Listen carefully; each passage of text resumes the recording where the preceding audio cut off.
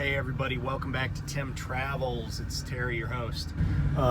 Beatrice is sleeping in the back, so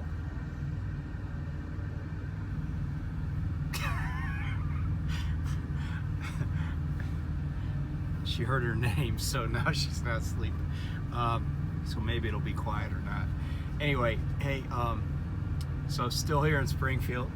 I mentioned this the other day, and so I wanted to deliver as promised about a trucking company. You know, I always like to look at numbers and figure out, kind of do an autopsy, but I'll get to that in a minute. So I wanted to just share a couple of thoughts, not on any particular historical incident or occurrence, but going back to what I said earlier. So, you know, I mentioned that somebody said that humans could not survive transiting the Van Allen belts to land on the moon. And I did that video and I explained why humans can transit the Van Allen belts and go to the moon. And the first comment I got was that, you know, this person thought that the landings on the moon were staged. Now, I asked them, I said, okay, but why do you think that, right? Like, and then I said, do you think World War II was staged? Because I want to, history is important because it informs our decisions about many, many things, right?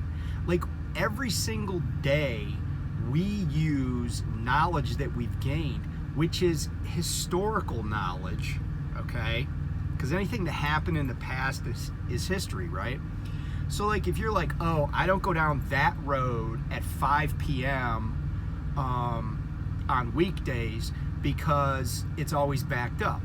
Well, that's historical knowledge that you and probably lots of other people who commute in your area have, right? It's a shared historical knowledge, right? It's just like, you know, my high school won a basketball championship my junior year, right? I'm pretty sure that most of the people that went to high school with me that were there during those times remembers that, right? It's just this, you know, it's not like written in history books, but it is the shared history. And so, I was wondering why it is that some people, doubt that certain things occurred, or occurred the way people said, and then totally accept other things. And let me give you an example. I was born in 1962. I did not live through World War II. I didn't witness any of the war. I didn't see any of that, right? I've just seen pictures. And I've met people who said they were in the war. And sometimes they would share experiences. And I've seen all pictures of millions of pictures from World War II. But maybe that was all staged, right? Like, maybe all these people are lying. Maybe it was just this big, joke. I mean, let's be candid. There are Holocaust deniers, right? There are millions and millions of people who lost family members in the Holocaust, and there's like piles of evidence and testimony about the Holocaust, and yet there are still people that want to be seen as intelligent and credible that deny it, right? And now I think a lot of that is based on racism. But going back to, and this is important because this is critical thinking, right?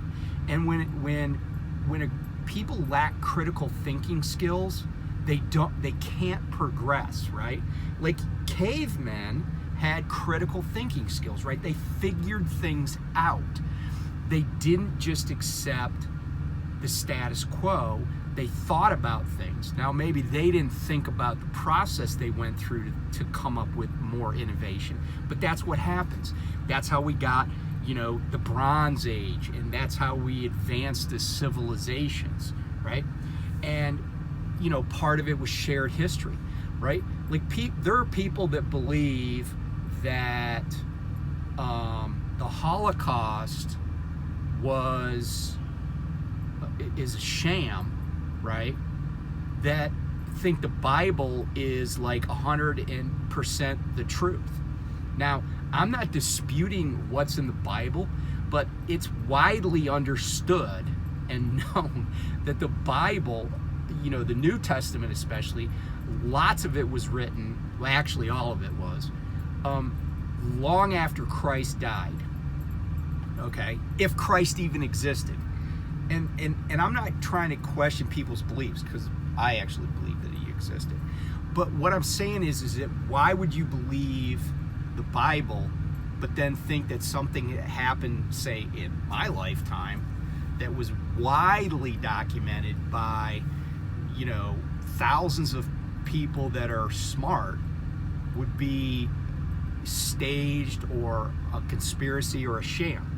Because here's the thing, and I've talked to people about the 2020 election. Here's the problem with conspiracies, right? Even organizations like the mafia that really didn't have a lot of people. I mean, we like to think, of the New York mob, right? There were 5 families, but the number of people that were like made men, in other words, inducted into these families, at any given time probably never numbered over like 400 people, right? The Gambino crime family was the largest, and they had, maybe a couple hundred made guys. And those numbers might be a little bit low, but let's say it was 1,000 people, right? And then you have associates of these mobsters, people that couldn't be made or weren't made. So, add another 2,000 people. But even at the height of its powers, right? Like, the New York mob was not that big, generally speaking, right? In real terms. Yet the mob was a conspiracy, but it was totally undone by people. And it started way back when Joe Valachi testified in front of Congress, right? The jig was up. So what I'm saying is that you take something as big as the space program, or as big as a national election, where you have officials from, in several states. The conspiracy would have to be so enormous that it would dwarf the size, either the space program or the 2020 election. The conspiracy would have to be so large, right, that it would dwarf the New York Cosa Nostra, the 5 families. And yet, but by the way, no one in those kinds of conspiracies is under a death sentence for ratting, for talking about it. And that's the thing, right? Like, you can't, I'm just telling you, right? You can't stop leaks.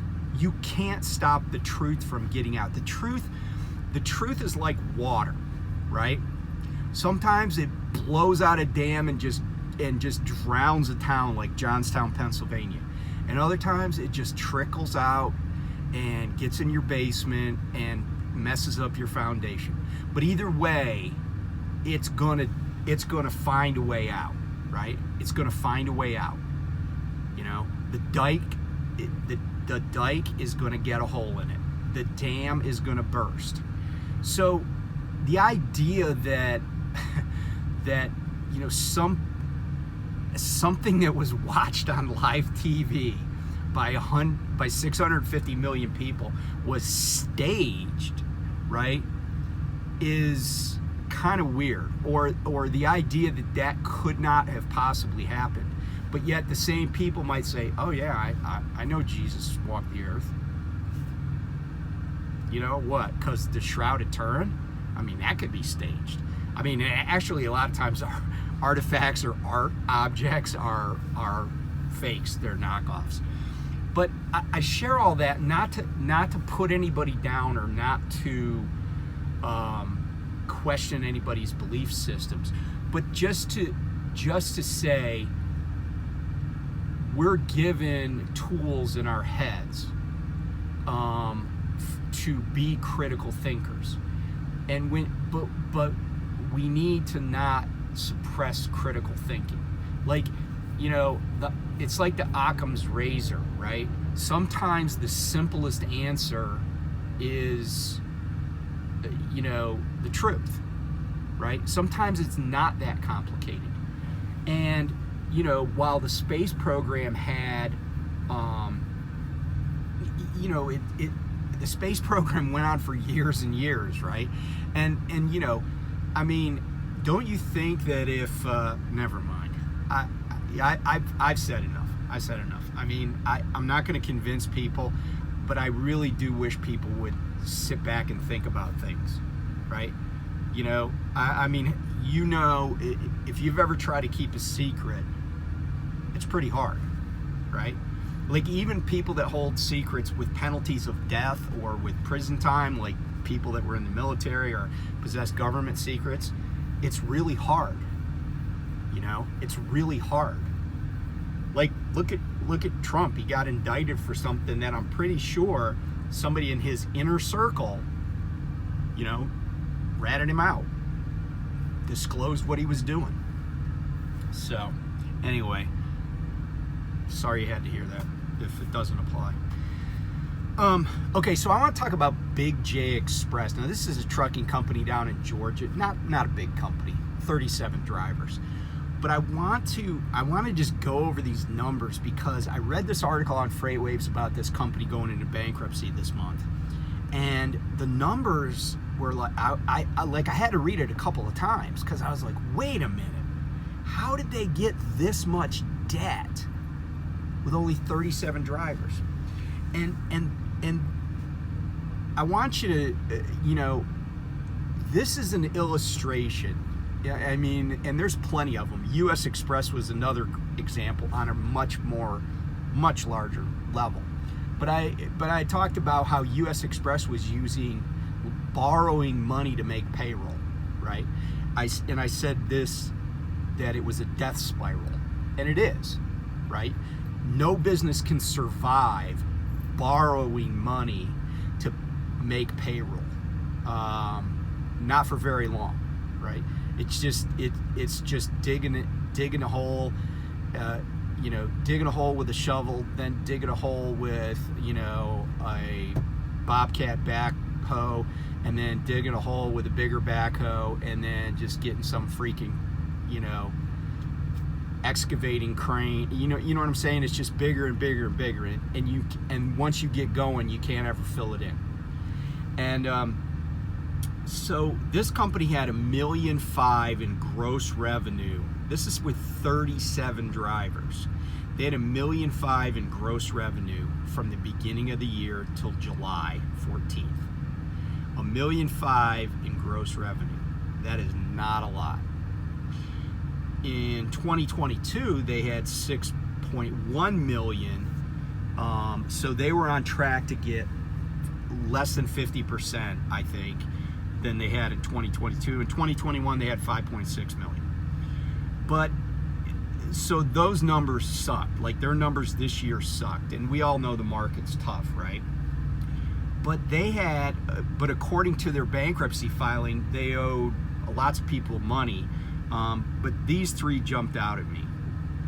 They owed Volvo Finance $2 million for 7 22 and 23 Volvo tractors, or Max. It didn't say which kinds of trucks. I'm just speculating there. But for 7 tractors, they owed $2 million. Now, I'm going to do the math for you. That's $285,000 per unit. You know, that is an enormous amount of money for just a regular tractor. I mean, that's the kind of money I would expect to pay for like some Peterbilt with one of those apartments on the back that has a bathroom and stuff in it, right? These are enormous numbers, and I suspect that it is maybe they refinance some stuff, but I suspect a lot of that is interest. Then they owed $1.1 million to a creditor for 5 Wabash National trailers. These aren't even reefers. And just to give you an idea, a good reefer trailer is, a new reefer trailer is probably close to 100 grand. A new dry van, depending on the brand, 40 to 50. But this is five trailers, 1.1 million. That's over $200,000 per unit. Other than maybe some heavy lift specialty trailers, I don't know anything in kind of the normal trucking. So reefers, dry vans, tanks, and flatbeds. Chassis, right? Intermodal boxes, whatever. I don't know anything that's $200,000. Now, like I said, maybe one of those giant heavy lift trailers with, like all these different axles and stuff, maybe that, but 200,000, over 200. And then they owed another 833,000 to another company for 4 trailers. Again, over 200 grand. Like, that's right there is like, I don't know, 208, approximately 208 grand per trailer. You can't survive paying like triple for something, right? Like, when all that interest is calculated, and you just can't survive. Now, these numbers could be wrong. Maybe the article I read was wrong. But they also had received $910,000 in COVID-19 loans. So I don't know, I just don't know what was going on at that company, because, if you do the math, right, it's just crazy. And all of this is credit, so I don't know what it's like. Maybe the payments, like with the 1.5 million in revenue they took in so far this year, they couldn't even service their debt. That's why they went into bankruptcy. So if you see a company, oh, by the way, this company also had a significantly higher than the national average out of service rate for equipment and for drivers. They were at over 32% out of service for equipment. And I was wondering did they say, oh, well, our equipment's shoddy, so we're just going to buy new stuff no matter what it costs because we can't afford to be out of service. But I can't believe that they couldn't have gone a different route, even with old equipment. Like, buy used equipment from Prime or some, you know what I'm saying? Like, it just seems like bad business. And the lessons here, or the lessons from USX, they apply to people that have one truck. Those lessons apply to people that have one truck. And there are lots of examples of people who paid way above market. Well, they didn't pay way above market. They paid way above what was actually the value, right, for trucks and trailers. And they had one vehicle, one tractor, one trailer, and they had authority, and they're out of the market, or they're back to being a company driver. There's been this big contraction in capacity. That contraction in capacity hasn't caught up to the contraction in, cargo available for carry. But the lesson here is debt is your enemy, especially if you're running a business. If you're running a business, debt is your enemy. And, if you can do everything on a cash basis, in other words, if there's a $5,000 repair, you don't use a credit card, you use a debit card, right? If there's, if if you need new tires, you don't use credit, you use cash. That's the way to survive in this market. So anyway, thanks for tuning in. Again, thanks to everybody that's watching. I appreciate all the subscribers, and I appreciate everybody that watches, and I will talk to you soon. Bye.